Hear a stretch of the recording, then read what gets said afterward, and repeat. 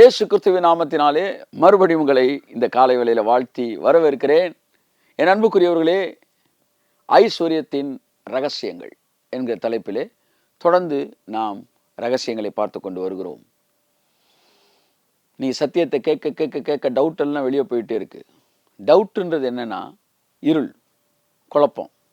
அது எப்படி சார் சொல்றீங்க? ஆமாம், முன்னாடி இருக்கிறது அது பாம்பா கயிறான்னு வெளிச்சம் இருந்துச்சுன்னா உங்களுக்கு டவுட்டே இருக்காது. ஆனால் இருட்டாக இருக்கும்போது டவுட் இருக்கும். அப்போ டவுட் இருக்குன்னு என்ன அர்த்தம்? இருட்டு இருக்குன்னு அர்த்தம். டவுட் இல்லைன்னா என்ன அர்த்தம்? வெளிச்சம் இருக்குன்னு அர்த்தம். அப்போ டவுட் எல்லாம் வெளியே போகுதுன்னா என்ன அர்த்தம்னா வெளிச்சம், அதாவது இருள் எல்லாம் வெளியே போகுது, வெளிச்சம் வந்துக்கிட்டே இருக்கு, இருள் வெளியே போயிட்டு இருக்குன்னு அர்த்தம். என் அன்புக்குரியவர்களே, உங்கள் பாதைகளில் வெளிச்சம் பிரகாசிக்கும்.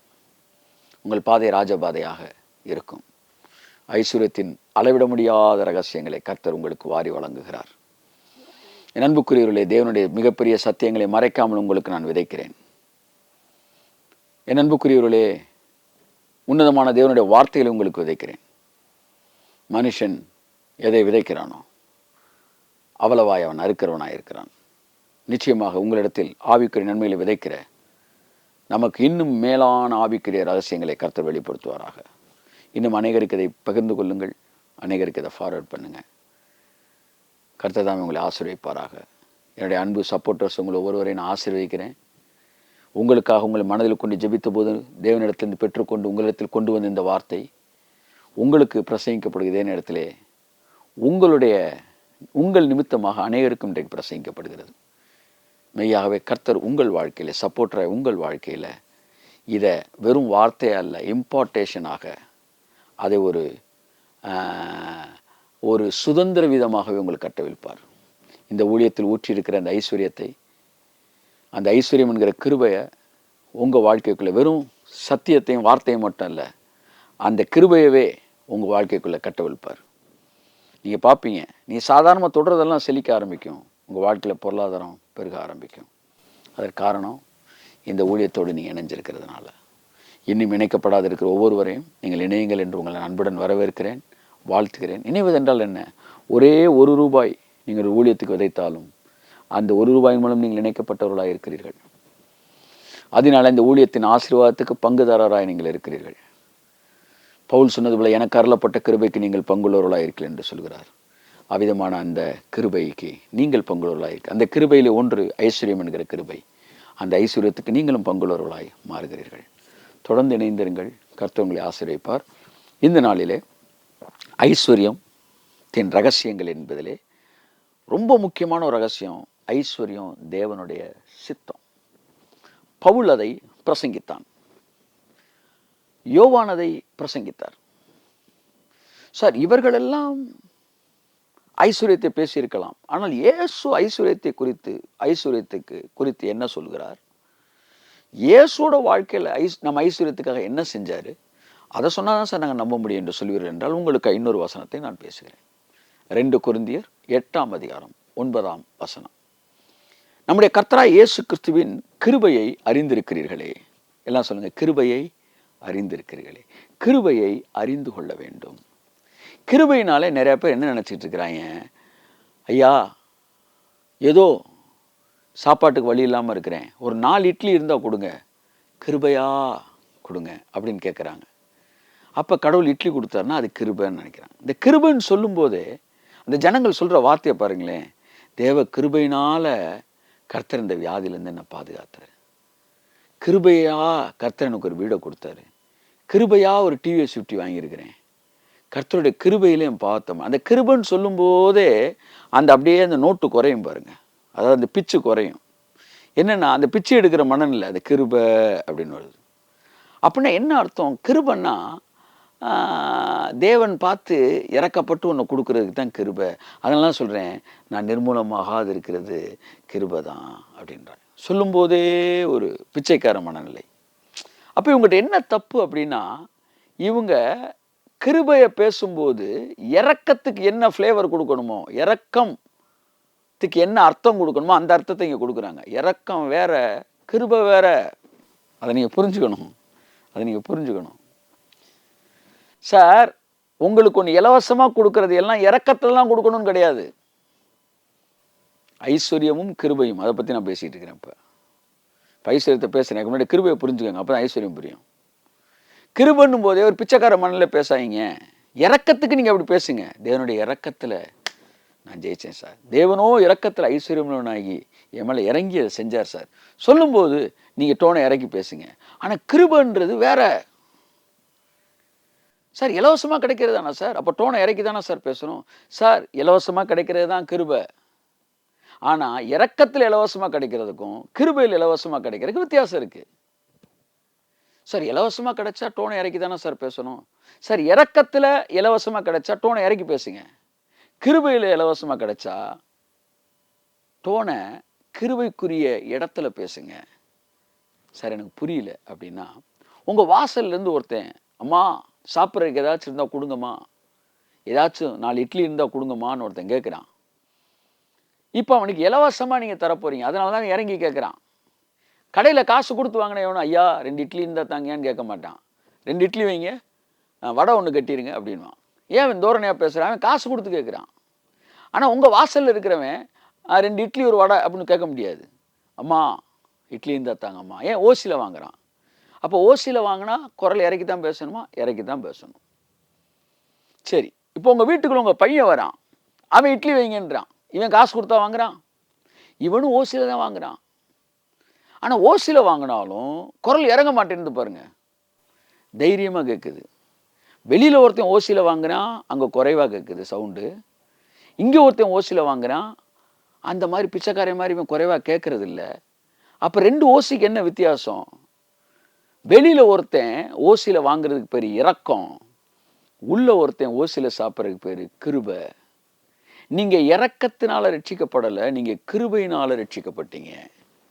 அப்போ கிருபையை அறிந்து கொள்ளுங்கள். கிருபை என்பது உரிமையின் அடிப்படையில் உங்களுக்கு கிடைக்கிற இலவசம். அது இரக்கத்தின் அடிப்படையில் கிடைக்கிற இலவசம். இது உரிமையின் அடிப்படையில் கிடைக்கிற இலவசம். உங்களை இரத்தத்தினாலே மீட்டுக்கொண்டு அவரை ஏற்றுக்கொண்டதினால் அவருடைய வித்து உங்களுக்குள்ள வந்து அவருடைய பிள்ளைகளாக நீங்கள் மாறி இருக்கிறீர்கள். இப்பொழுது ஒன்றை இலவசமாய் பெற்றுக் கொள்கிறீர்கள். இதற்கு பெயர் இரக்கம் அல்ல, கிருபை. இந்த கிருபையை புரிந்து கொண்டால் ஐஸ்வர்யத்தை நீங்கள் புரிந்து கொள்ள முடியும். அதற்கு இருக்க தொடர்பை புரிந்து கொள்ள முடியும். ஹல்லேலூயா, ஆமென். இரக்கத்தை பற்றி ஐஸ்வர்யத்தை பற்றி பேச விரும்புகிறேன். அன்புக்குரியவர்களே, தேவனுடைய கிருபையை நீங்கள் அறிந்து கொள்ளுங்கள். கிருபையை அறிந்து கொள்ளும் போது தான் அது ஐஸ்வர்யத்துக்கு எப்படி கொண்டு போகுதுன்னு நீங்கள் புரிஞ்சுக்க முடியும். அப்போ வெளியிலேருந்து ஒருத்தன் இரக்கத்தில் ஒரு ஆசீர்வாதத்தை வாங்குறான், உள்ளே இருக்கிற ஒருத்தன் கிருபையில் அந்த ஆசீர்வாதத்தை வாங்குறான். ஏன்னா அவன் உரிமையில் இருக்கிறான். அதனால் இனிமே கிருபைங்க அப்படி பேசாதீங்க, கிருபையை புரிஞ்சுக்கங்க. அந்த கிருபை உறவின் அடிப்படையில் உங்களுக்கு கிடைக்கிற உரிமை. இப்போ இந்த வசனத்தை நான் தொடர்றேன். 2 கொரிந்தியர் 8ஆம் அதிகாரம் 9ஆம் வசனத்தில் பார்க்கிறோம், நம்முடைய கர்த்தராகிய இயேசு கிறிஸ்துவின் கிருபையை அறிந்திருக்கிறீர்களே. எதுக்கு சார் ஐஸ்வர்யத்தை பேசுறீங்க, நீ கிருபையை பேசுறீங்க? கிருபைன்னு ஒன்று நீங்கள் பேசுனீங்கனாலே அதில் ஐஸ்வர்யம் இருக்குன்றதை நீங்கள் புரிஞ்சுக்கணும். ஐஸ்வர்யம் எனக்கு வேணான்னு ஒருத்தன் சொன்னான், அவன் கிருபை வேணான்னு சொல்கிறான்னு அர்த்தம். சார் கிருபை ரொம்ப முக்கியம் சார் அப்படின்னா ஐஸ்வர்யம் ரொம்ப முக்கியம் சார். ஏன் சார்? கிருபைக்குள்ள ஐஸ்வர்யம் இருக்கு சார். அப்ப நீங்க பெற்ற கிருபைக்குள்ளாக ஐஸ்வர்யமும் இருக்கிறது. நான் கேட்குறேன், ஐஸ்வர்யம் ஆபத்துனா அதை கொண்டு போய் எது கிருபைக்குள்ள வச்சாரு? அப்ப கிருபைக்குள்ள அதை வச்சு தராருன்னா அதுலேருந்தே கண்டுபிடிக்கணும் ஐஸ்வர்யம் ஆபத்து இல்லை. ஐஸ்வர்யத்தை புரிந்து கொள்ள என்ன செய்ய வேண்டும்? கிருபையை புரிந்து கொள்ள வேண்டும். நம்முடைய கர்த்தராகிய இயேசு கிறிஸ்துவின் கிருபையை அறிந்திருக்கிறீர்களே. நான் சொல்றேன், நீங்க கிருபையை அறியவில்லையே. எப்படி சொல்றீங்க? நான் கிருபை அறிஞ்சிருக்கிறோம், அப்புறம் ஐஸ்வர்யம் ஆபத்துன்னு சொல்ற? நீ கிருபை அறிஞ்சிருந்தா அந்த கிருபைக்குள்ள ஐஸ்வர்யத்தை தேவன் தர்றாரு, அது தேவ சித்தம்ன்ற நீ புரிஞ்சிருக்கணும். இந்த வசனம் சொல்லுது கிருபைக்குள்ள ஐஸ்வர்யம் இருக்குன்னு சொல்லுது. நான் கிருபையில வாழ்றேன் சார் அப்படின்னா தரித்திரத்தில் வாழ்றேன் சார் இல்லை, நான் கிருபையில வாழ்றேன் சார்னா நான் ஐஸ்வர்யத்தில் வாழ்றேன் சார்னு அர்த்தம். எல்லாரும் சொல்லுங்க ஒருத்தர், நான் கிருபையில வாழ்றேன் சார்னா நான் தரித்திரத்தில் வாழ்றேன் சார்னு அர்த்தம் இல்லை. நான் கிருபையில வாழ்றேன் சார் அப்படின்னா நான் ஐஸ்வர்யத்தில் வாழ்றேன் சார்னு அர்த்தம். ஒரு 5 தடவை சொல்லுங்களேன், நான் கிருபையில வாழ்றேன் சார்னா நான் ஐஸ்வர்யத்தில் வாழ்றேன்னு அர்த்தம். நான் கிருபையில வாழ்றேன் சார் அப்படின்னா நான் ஐஸ்வர்யத்தில் வாழ்றேன்னு அர்த்தம். நான் கிருபையில வாழ்றேன் சார் அப்படின்னா நான் நிறைவுல வாழ்றேன்னு அர்த்தம். நான் கிருபையில வாழ்றேன் சார் அப்படின்னா நான் பூரணத்தில் வாழ்றேன்னு அர்த்தம். நான் கிருபையில வாழ்றேன் சார் அப்படின்னா நான் நிரம்பி வழிகிற ஐஸ்வர்யத்தில் வாழ்கிறேன் என்று அர்த்தம். கிருபை என்னில் கிரியை செய்கிறது என்றால் ஐஸ்வர்யம் என்னில் கிரியை செய்கிறது என்று அர்த்தம். ஆகவே கிருபையை புரிந்து கொள்ளுங்கள். கிருபையே ஐஸ்வர்யத்தை தரக்கூடியதாக இருக்கிறது. ஆகவே கிருபை என்பது பிச்சைக்கார வாழ்க்கை அல்ல, கிருபை என்பது ஐஸ்வர்யத்தின் வாழ்க்கை. அப்படி என்றால் கிருபை அதிகமாய் பேசுகிறவர்கள் நிச்சயம் ஐஸ்வர்யத்தை அதிகமாய் பேசுவார்கள். அன்புக்குரியவர்களே, பழைய ஏற்பாட்டில் ஐஸ்வர்யம் இருந்துச்சு, அது பிரமாணத்தின் காலம். புதிய ஏற்பாட்டில் ஐஸ்வர்யத்தை பற்றி ரொம்ப பேசல.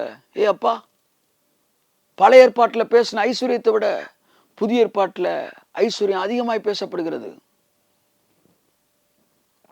2000க்கும் மேற்பட்ட முறை புதிய ஏற்பாட்டில் மட்டும் பணத்தை பற்றி வேதம் பேசுகிறது.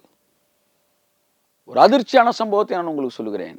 பரலோகத்தை பற்றி பேசியதை விட, இயேசு பரலோகத்தை பற்றி பேசியதை விட பணத்தை பற்றி அதிகம் பேசியிருக்கிறார். நீ என்ன கேஸ் போடனாலும் போட்டுக்கோங்க, இயேசு பரலோகத்தை பற்றி கொஞ்சமாக பேசுவார், பணத்தை நிறையா பேசியிருக்காரு. அப்படின்னா பரலோகத்தை விட பணம் முக்கியம்ன்றீங்களா? அப்படி சொல்லல. நீ பரலோகத்துக்கு போறியா இல்லைன்றதே பணத்தை வச்சு, பணம் உன்னை ஜட்ஜ் பண்ணிடும், உன்னை வந்து டிசைன் பண்ணிடும் பைபிள் சொல்லுது. எப்படி சொல்கிறீங்க? பணமாக பரலோகத்துக்கு போகிற நிர்ணயிக்குது? ஆமாம், பணத்தை நீ தப்பாக செலவழிக்கிற, பாவம் செய்கிற, போக மாட்டீங்களா உன் கணக்குப்படி? அப்போ பணம் தானே போகிறது நிர்ணயிக்குது.